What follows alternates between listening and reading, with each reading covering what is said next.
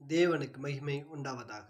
Last call ministry channel மூலமாக உங்கள் அனைவருக்கும் எனது இனிய புத்தாண்டு நல்வாழ்த்துக்களை தெரிவித்துக் கொள்கிறேன். Happy new year. கடந்த ஆண்டு அநேக போராட்டங்கள், இடர்பாடுகள், பிரச்சனைகள், ஏன் அநேக நேரங்களில் மன சஞ்சலங்கள் ஏற்பட்டு மனம் கசந்திருப்போம்.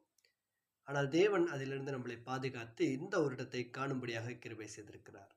இந்த வருடம் ஆசீர்வாதமாக அமைய வேண்டுமா? போராட்டம் இல்லாத ஒரு வாழ்க்கை வாழ வேண்டுமா? உங்களுடைய நாவினால் எந்த சூழ்நிலையிலும் தேவையில்லாம முறுமுறுக்காம, எனக்கு அது இல்ல, இது இல்லன்னு புலம்பாம, தேவனிடத்துல நன்றி சொல்லி, தேவன் எனக்கு ஒன்றுமே குடுக்கலைனாலும் அதற்கும் நன்றி சொல்லுவோம் அப்படின்னு சொன்னா, மிகப்பெரிய ஒரு ஆசீர்வாதத்தை நாம் பார்ப்போம்.